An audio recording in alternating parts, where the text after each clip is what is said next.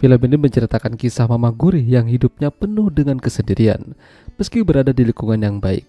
Lakinya udah tidak mau menyentuhnya, dan hal tersebut membuat dirinya makin galau. Hal itu diperparah dengan kemunculan teman dari anak mereka yang mulai akrab. Ya, film dengan judul The Summer House yang dirilis pada tahun 2014 yang lalu akan menceritakan kisahnya. Pria ini bernama Marcus, seorang arsitek yang memiliki kehidupan mapan dan baik. Dia juga memiliki sahabat bernama Christopher. Tapi sayangnya hidupnya tidak seberuntung Marcus. Dia memiliki banyak hutang.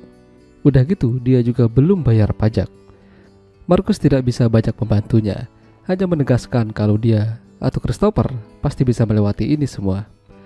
Percakapan mereka itu didengar oleh anak Christopher yang bernama Johannes. Dia mungkin tidak terlalu banyak mengerti apa yang dibicarakan orang dewasa, namun setidaknya dia tahu apa yang dialami ayahnya. Marcus memiliki seorang anak perempuan bernama Elizabeth. Usianya hampir mirip dengan Johannes. Kala itu mereka menuju pulang dari sekolah. Namun Marcus tiba-tiba berhenti di salah satu perumahan dan ketemu dengan seorang pria. Katanya ada urusan bisnis, tapi apa yang terjadi malah membagongkan. Marcus malah karaokean di sana. Taulah maksudnya. Marcus terkadang mengajak Christopher makan bersama di rumah. Marcus juga memiliki seorang istri bernama Christine yang masih manis dan masih gurih. Namun sepertinya dia tidak begitu bahagia. Kali itu aja ketika Christopher mesra-mesraan sama istrinya, Marcus dan Christine hanya menjadi penonton. Padahal Christine ini tampaknya udah ngasih kode pada Marcus. Karena tidak peka, akhirnya Christine malah join dengan Christopher dan istrinya. Membagongkan ini. Meskipun pada akhirnya Marcus dan Christine adu mekanik setelah Christopher pulang. Ya, jadi hubungan Marcus dan Christine ini memang tidak baik-baik saja.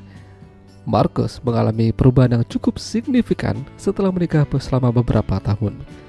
Dia malah lebih suka dengan yang batangan dibanding istrinya sendiri. Dan hal tersebut tidak diketahui oleh Christine. Christine lebih banyak berkomunikasi dengan Elizabeth dibanding Marcus. Masalahnya, Elizabeth masih terlalu muda dan jadi tidak sinkron dengan pembicaraan orang tua. Sementara Marcus itu sendiri malah terlihat lebih dekat dengan Johannes. Ya, secara diam-diam dia mengajak Johannes main ke rumahnya namun di tempat rahasia. Dan bahkan ikatan di antara mereka jauh lebih baik dengan Elizabeth. Johannes ini sebenarnya ingin ketemu sama Elizabeth, ingin main bersama, namun Marcus seolah-olah memperdayai dirinya. Marcus seperti punya rencana padanya. Ketika di rumah, Marcus hanya menyapa anggota keluarga lalu pergi lagi. Hal ini sangat membuat Christine jadi stres dan rumah tangga mereka jadi tidak harmonis. Parahnya lagi, ketika Marcus kepengen dan kebelet, bukan Christine yang dipakai. Dia malah buka laptop, terus cari gambar-gambar orang yang kekar, lalu ya udah gitulah. Membagongkan ini. Makin hari Marcus tuh malah makin menjalin ikatan dengan Johannes. Bahkan dia menganggap Johannes ini seperti anaknya sendiri. Elizabeth itu sendiri malah dibiarkan. Namun dalam diamnya Elizabeth tampak menyadari apa yang terjadi di belakang. Hanya saja dia lebih memilih diam dan tidak bersuara. Christine pernah ingin mengakhiri hidupnya karena udah bosan dan ngerasa gak dianggap. Namun ketika Marcus memergokinya, dia mengurungkan niatnya. Tapi tetap saja hubungan mereka tidak membaik. Sampai suatu hari Marcus dan Johannes main basah-basahan. Lalu yang terjadi sepertinya lebih membagongkan. Mereka saling karaokean. Ini parah sih ini. Tapi semenjak itu Johannes jadi agak berubah. Dia mendatangi rumah Christine dan ingin ketemuan sama Elizabeth.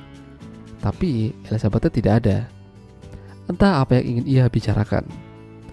Johannes lalu ketemuan lagi sama Marcus dan mengatakan kalau mungkin dia menyukainya. Tapi di sini Marcus jadi berubah pikiran. Dia ingin menyudahi apa yang mereka kerjakan kemarin-kemarin. Marcus mencoba ingin menjadi normal kembali dan mulai berkomunikasi dengan Christine. Lalu suatu ketika Johannes datang lagi ke rumah mereka. Di sini Johannes mengancam Marcus dan mengancam untuk memberikan uang sebanyak 150.000 euro. Jika tidak, rahasianya akan dia bongkar.